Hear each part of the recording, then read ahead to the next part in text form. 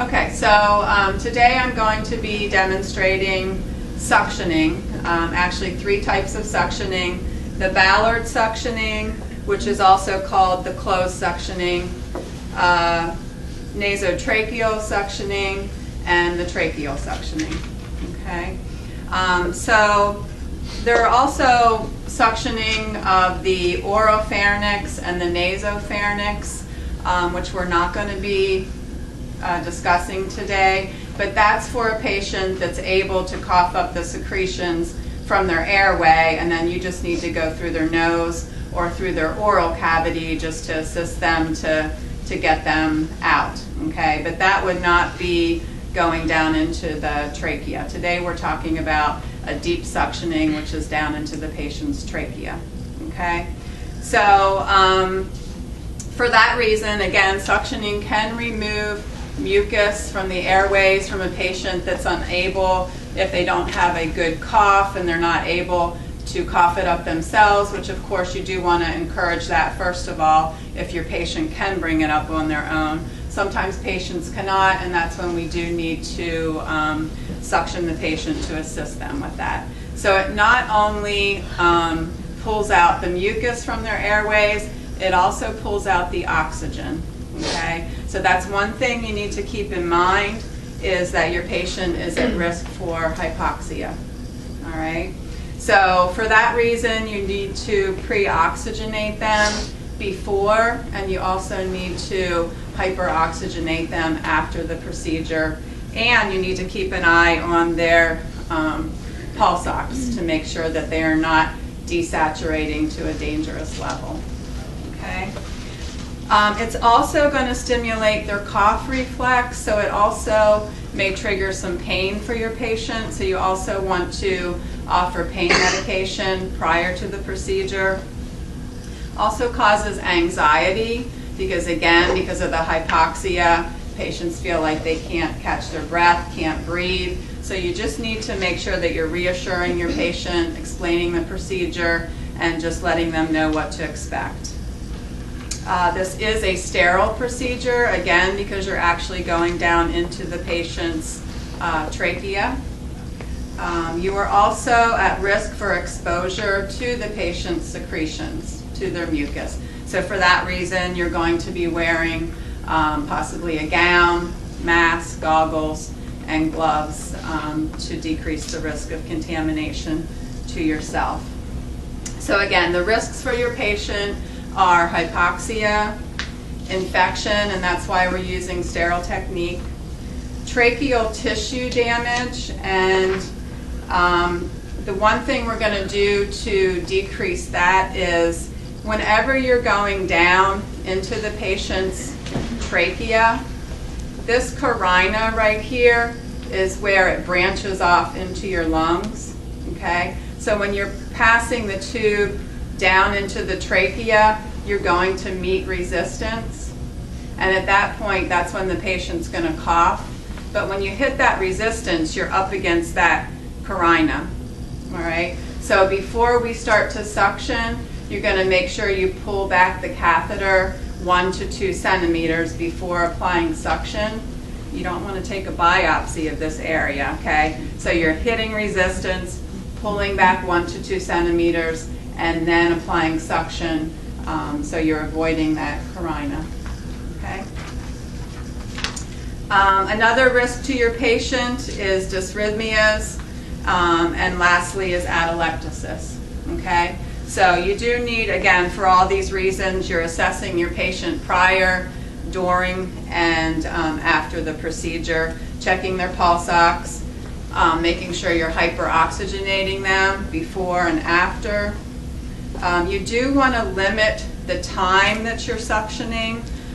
Depending on what resource you look at, ATI in your textbook varied a little bit, but you do want to make sure you limit that between 10 to 15 seconds, 10 to 20 seconds. Okay, so the actual suction time should not be any more than 10 to 20 seconds max. All right. Also, if you suction your patient, reassess them and determine that there's still a lot of secretions in there.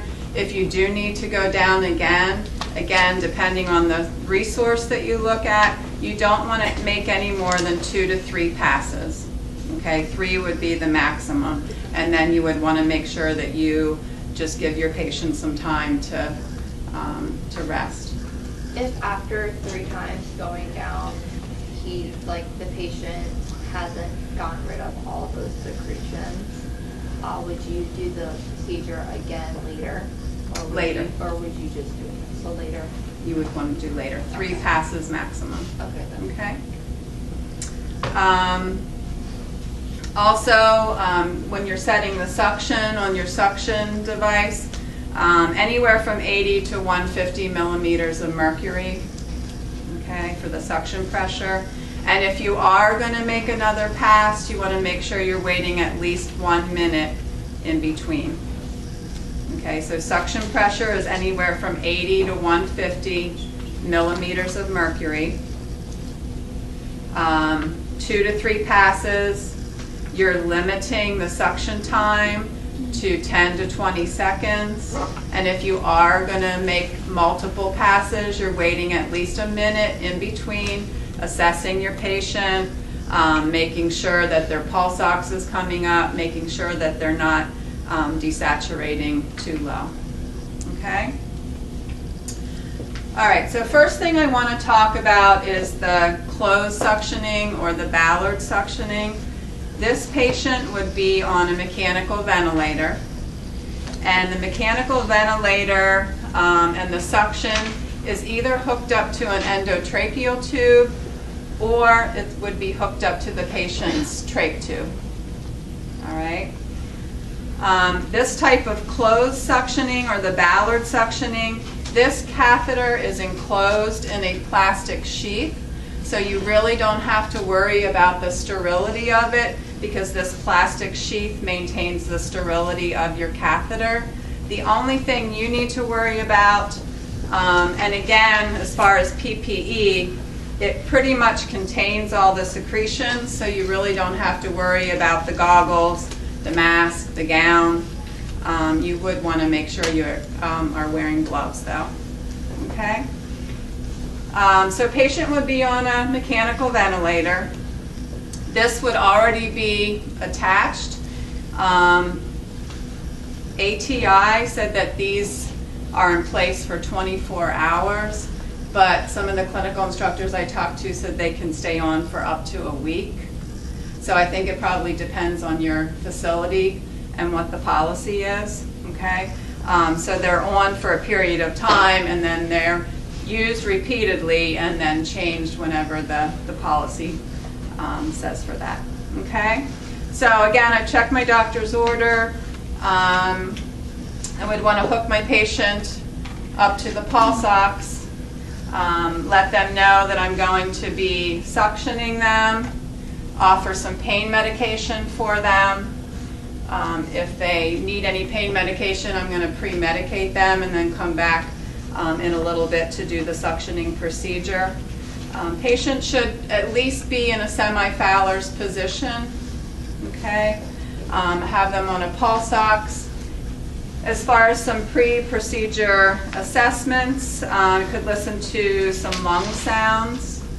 Probably going to hear some coarse bronchi, which is mucus, usually in the airways. Sometimes you don't even have to auscultate. You can just hear it with your, it's audible without the stethoscope. So sometimes it can be very obvious that they do need to be suctioned, okay?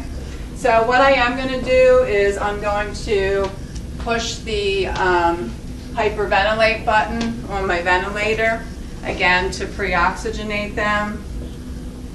I have my clean gloves on. This is a lock that's on the closed suctioning. It should be locked whenever you come in the room. I'm going to go ahead and open that now, okay? One thing you don't want to happen when you're suctioning the patient is you don't want to extubate them by mistake, okay? So you do have to make sure that you're supporting the ET tube, in this case, with one hand while you're suctioning with the other. So again, I'm not accidentally pulling that ET tube out, okay? So again, I'm checking my pulse ox. I see that his oxygen level is at a safe amount. With my dominant hand, I'm going to just be pushing this catheter in. And again, it's contained in the plastic sheath. I'm going to push in until I meet resistance. Okay, once I meet resistance, I'm just going to back up 1 to 2 centimeters. And this is what applies the suction. I'm going to press here and just be pulling out like that. Okay, there is a black mark on here that indicates that I'm completely out of, my suction catheter is completely out of the tube. All right. So again, I can be checking my pulse ox, listening to lung sounds, reevaluating my patient. If I determine that patient still has a lot of secretions and I want to make another suction pass, I'm waiting at least a minute. I'm hyperoxygenating. I'm monitoring his pulse ox, and I'm going to let him know. I'm going to go one more time, pushing this in within the plastic sleeve. You're going to meet resistance, which is the carina. Back up 1 to 2 centimeters, and you're just going to apply suction and pull that out until the black mark on your catheter is completely out. Okay? They have these little normal saline bullets that attach here. Okay, and what this does is it just clears your catheter, this part, of any secretions, okay, so that it's good to be used next time. You're making sure that this E-tube is dependent like this. I don't want to go like this and squeeze that and have the normal saline go back into the patient's trachea, okay? So this should be dependent. I'm squeezing this while I'm suctioning, and it's just clearing all of the secretions out of my catheter so that it's ready to be used next time. Okay? At that point, you would take off the saline bullet, close that. I do want to make sure that I'm closing the lock on my catheter because I don't want the patient to bump it by mistake and start suctioning themselves when I'm not present. So that is locked. And again, I'm going to reassess my patient, making sure that the pulse ox is okay. You know, again, I could listen to lung sounds, make sure that they're clearer, and just make sure that my patient is stable. Okay? So then your gloves would come off, hands would be washed, and again, that is your closed or your Ballard suctioning. Okay? All right. Swap out mannequins here.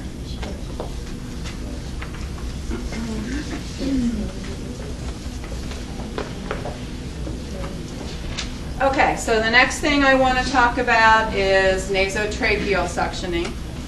Okay, so we are actually going down through the patient's nose into the trachea, again to suction any secretions out of the patient's trachea. Okay, so this is where you do need to use the PPE, gown, goggles, mask, and gloves to minimize your chance of coming in contact with the secretions. And go ahead and just drape my patient here. Okay. The things you'll need are your suction catheter kit, normal saline, and if you're doing nasotracheal, I will need some water-soluble lubricant. Okay. So again, I've already checked my doctor's order, come in the room, wash my hands. I'm going to identify my patient, 2 identifiers. Let the patient know that I'm going to be suctioning them. I would, at that point, do my patient assessment.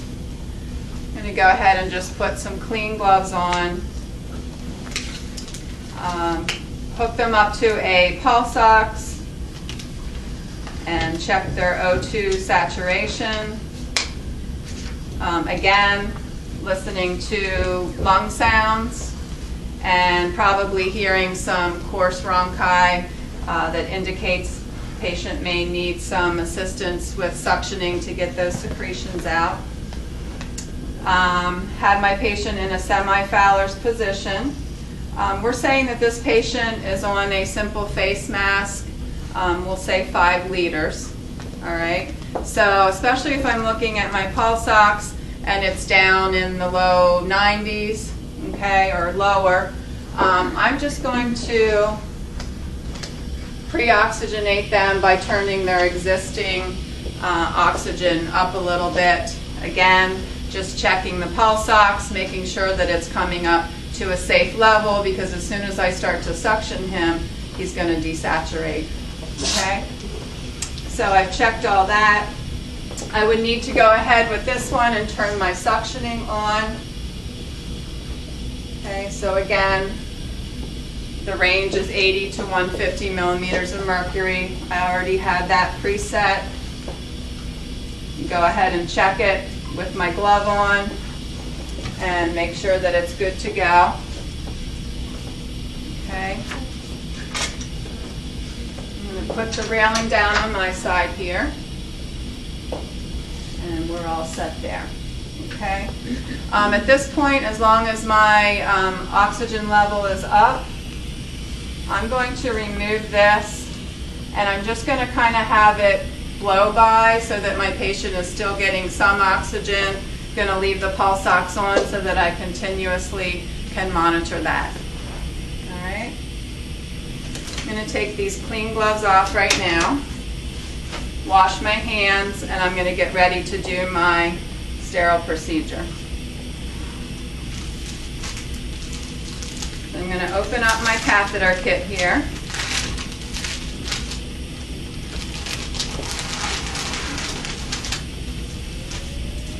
First thing I want to do is pull out this box, and I'm just touching the outside of the box, and I'm going to pop it open like this, and this is going to hold my normal saline.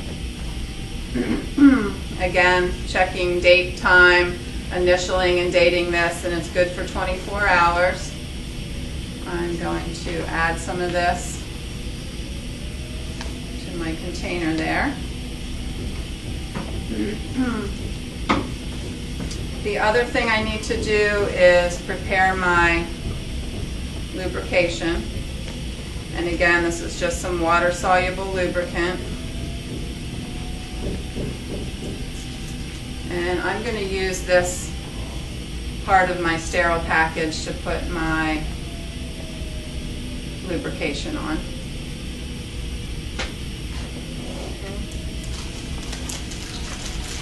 Again, I'm checking my patient, making sure that their pulse ox is fine.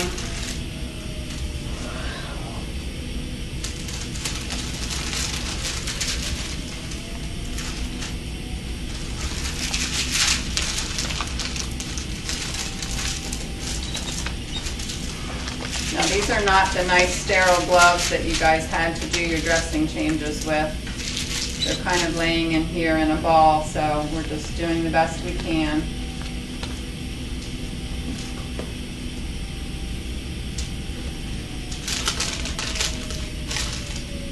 Okay.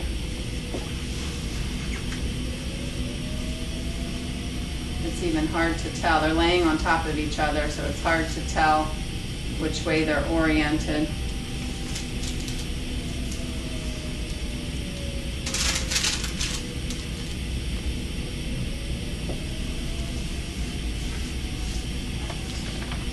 Okay, so your suction catheter is in here.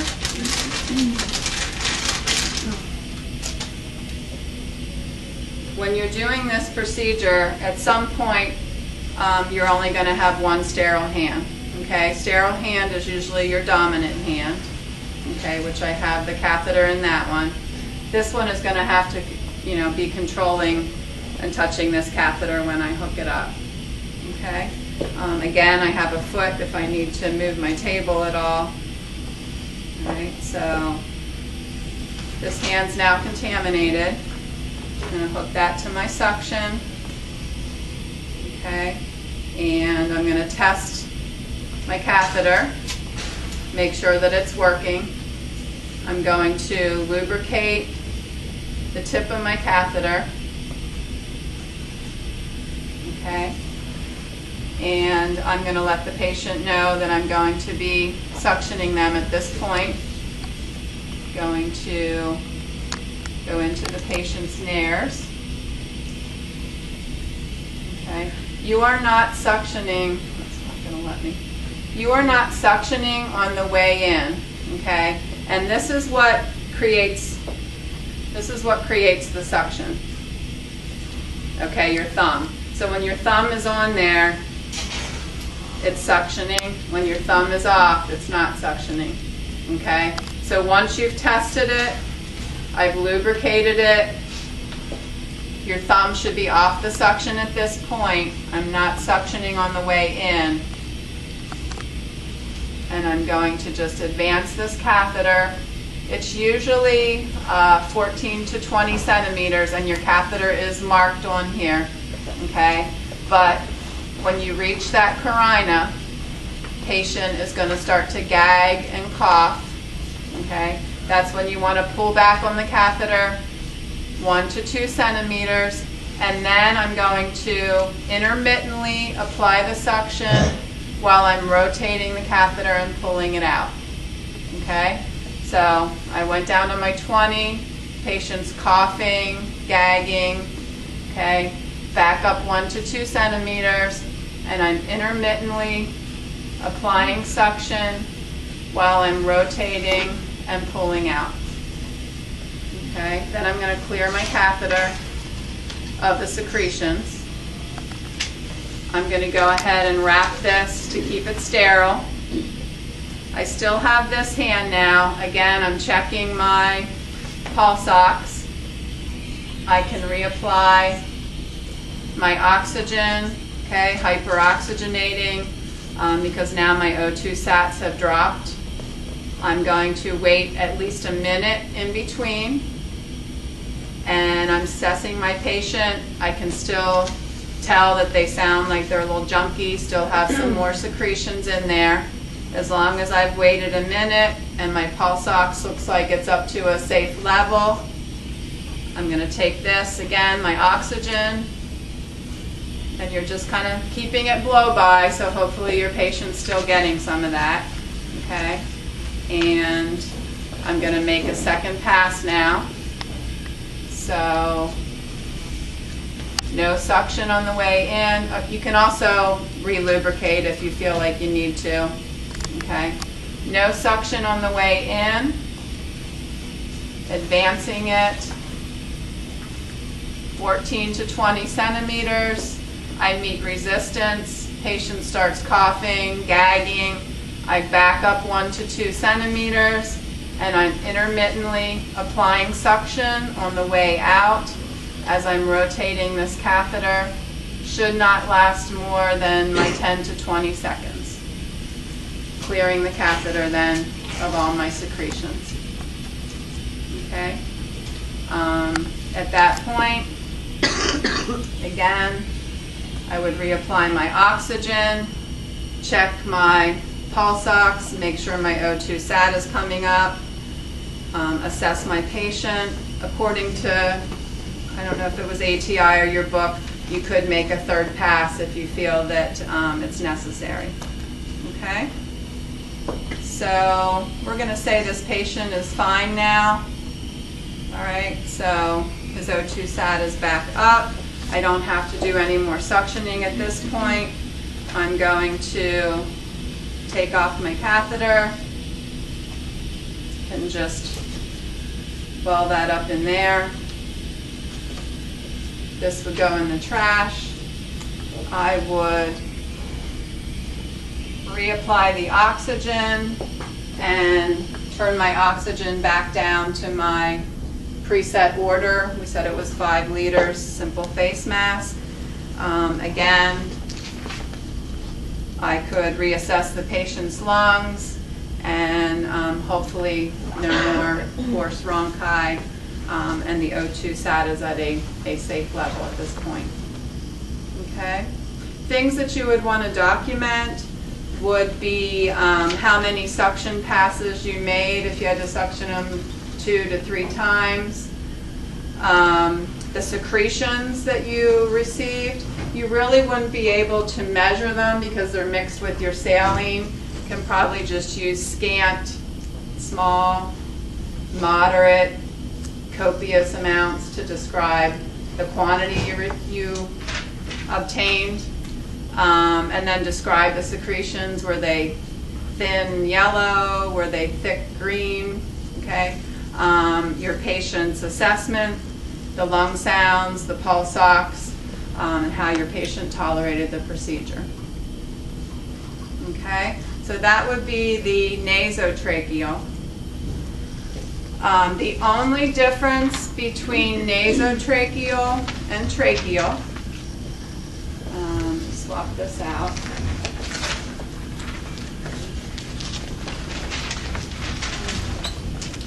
So if your patient had a trach tube, they would be getting O2 through the trach collar. Okay. The only difference is you do not use the lubrication for tracheal. You only need to lubricate the catheter when you're going down through the patient's nose. If you're going down through the trachea, you do not pre-lubricate the catheter. You are just going to